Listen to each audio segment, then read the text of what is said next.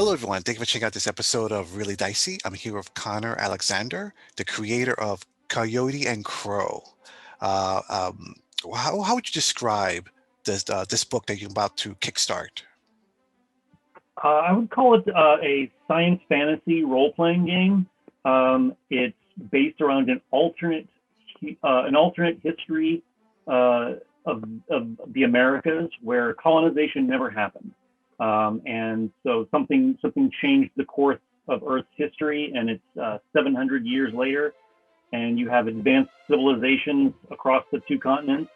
Um, and yeah, so it's an interesting mix of science and fantasy. We bring in indigenous lore and mythology, and we combine it with some what some folks might call solar punk or hope punk, or futuristic sci-fi without it necessarily being a dystopia. It's not cyberpunk, although I love. Oh, okay, okay. So for this setting, what would be some of the, I guess you could say the antagonists or some of the things that they may problems or issues that they may go through? Like, is it similar to like Cyberpunk, where there's like corporations or that are the bad guys? Yeah, there aren't really corporations per se, but there are shadowy organizations. There are government figures. There are fictional nations that have built up around real tribes, and there's friction between those nations. So in the core book, we focus on a single city, and if you want to stay within that city, there is more than enough inner city urban intrigue to have sort of a cyberpunk or a Shadowrun style adventure where you're going through buildings and having, highly sci-fi sort of focused adventures. At the same time, a lot of the world is still unexplored. And if your characters want to leave the city of Cahokia and go adventuring outside of known borders, then there's a lot of exploration to be had that has more of a D&D style feel, where you might encounter mythical creatures or things that were only thought to be legends. Okay. So if I may ask about the setting, how would you say it's very different from today's world, where obviously colonialism did Yeah, happen. Um, like what I mean by that is like economy, uh, uh, absolutely. cul cultures around around where the setting takes place and around the world. Yeah.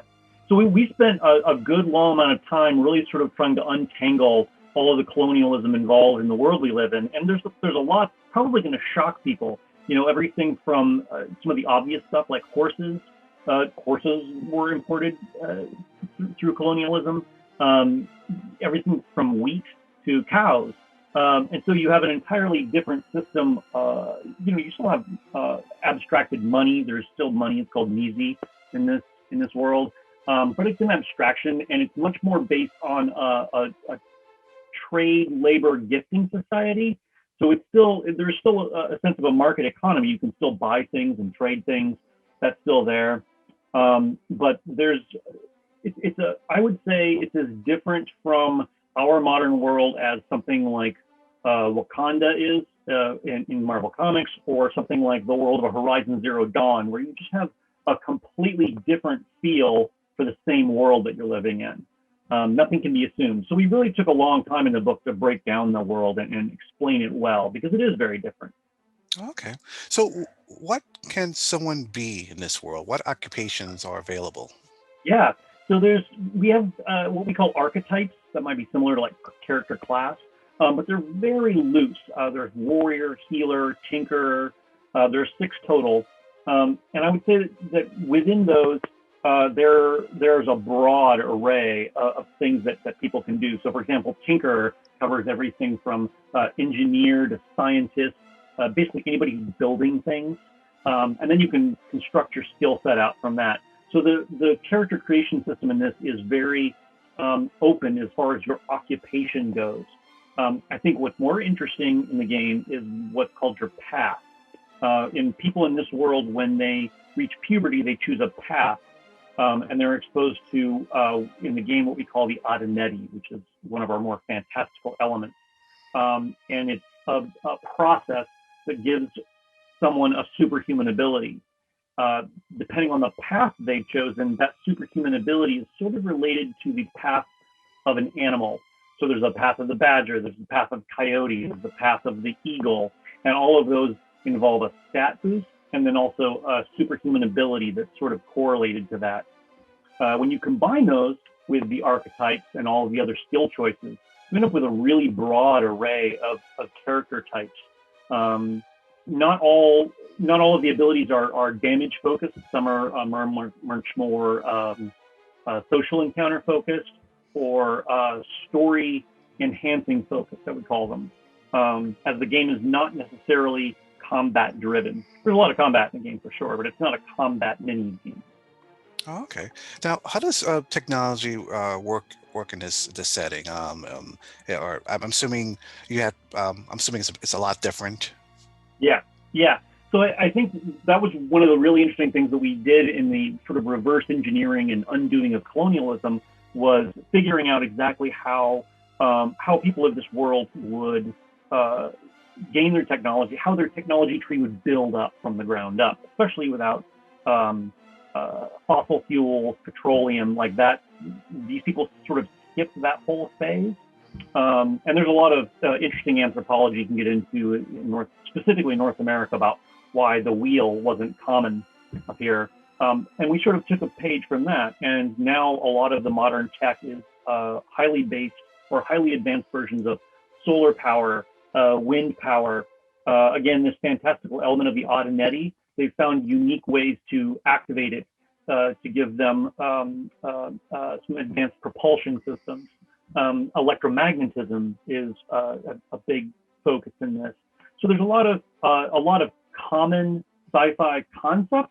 We've just sort of reconfigured them in a way that fits more into a native setting. So, tell us about the Kickstarter campaign. Tell us about some of the stretch goals and some of the plans you have for the book. Yeah, we've got some really good ones. Our first one out of the gate is a Spot UV cover. That's a pretty mild one, but a fun one. We've got a really amazing character name generator that we felt was really good for helping characters sort of immerse themselves in this world and come up with appropriate names for their characters.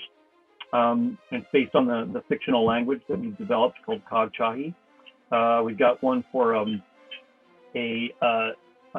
Wikipedia site for that language that will be able to grow and develop the language over time. We've got another one that is for a larger print run.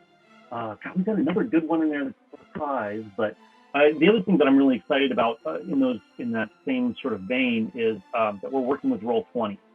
We're going to have a Roll20 exclusive version that includes an exclusive adventure to Roll20. That'll be the only way to get that one-shot adventure. So I'm really excited about that. The folks over at Roll20 have been really nice.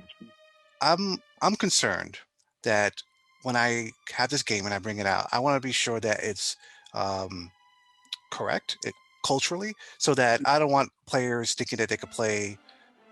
There's so much negative Yep. connotations of Native Americans in this country. I mean, if you ask what's a Native American hero, for example, people will say things like Tonto, Pocahontas, Sure. which are terrible. Is there anything in the book that can help players and help game masters so not to make that mistake? Absolutely. I'm so glad that you addressed that. So right at the beginning, we have a couple pages that sort of frame it up as, hey, if you're a native player, please read this. If you're not a native player, please read this. And then throughout the book, we call out in very specific instances, we call out, hey, if you're a native player, here's how you might want to approach this rule or this thing within the book. If you're not a native player, just skip this part and do this instead. So I think we've created an environment where you almost can't screw up unless you're going out of your way to do that.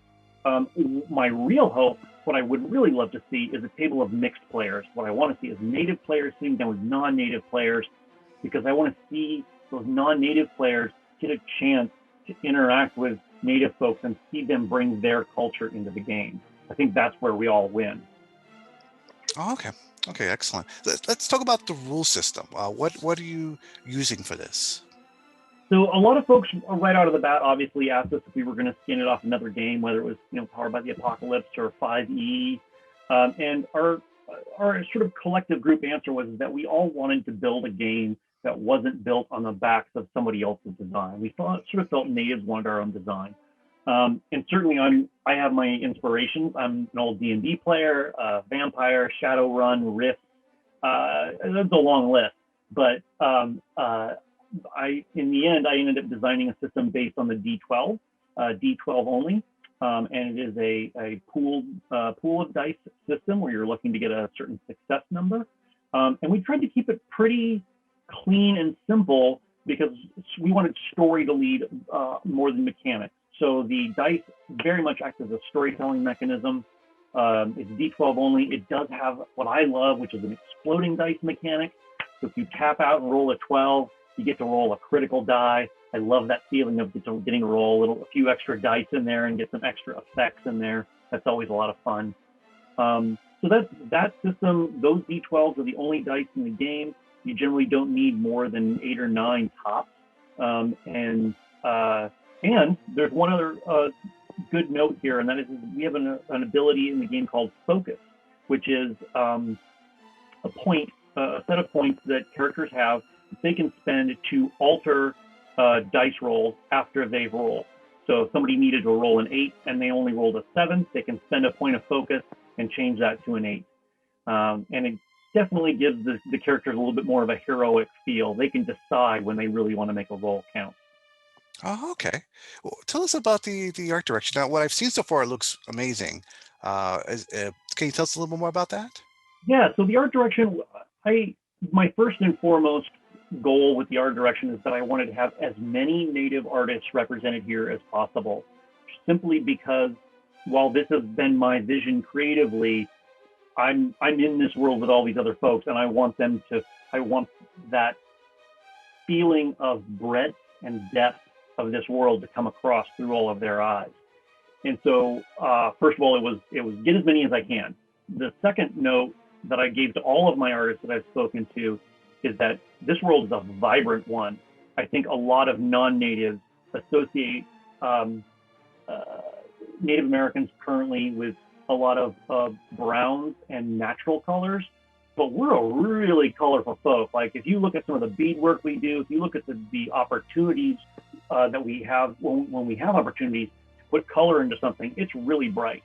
So I was like, go crazy with the colors, make it bright. And I think you probably have seen that in some of the art so far. This is not grim dystopia. And the other thing is that there's not a lot of metal in this world. A lot of the advanced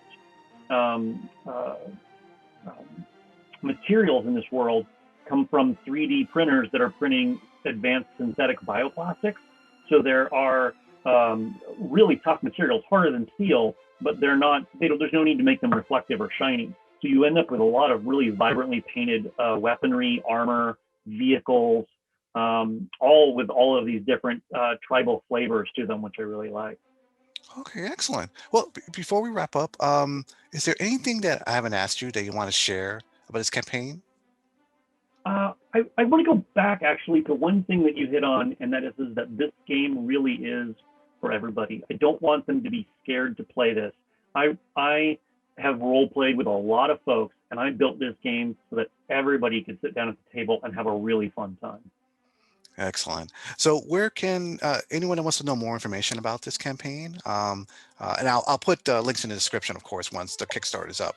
But is there where can they go online? Coyoteandcrow.net is our website. That's our main website, and that'll be that even after the Kickstarter. Okay. And when is your Kickstarter up? March 2nd, and it goes for 30 days. And we have an amazing early backer reward, if you don't mind me dropping that here. We've got one of our writers is an award-winning chef. She's a Cherokee chef. And early backer reward is 4 recipes that you can actually really make in the real world at your game table that would exist in the world of Coyote and Crow. You can sit down and have some food from the same folks that are in this world. Oh wow, that's pretty cool. Wow. Okay. Well, Yeah. thank you, sir, for taking the time to talk to us about this. And to our viewers, really click that link, check this out. I can't wait to see this book printed, and stay safe out there. Have a good day, everyone.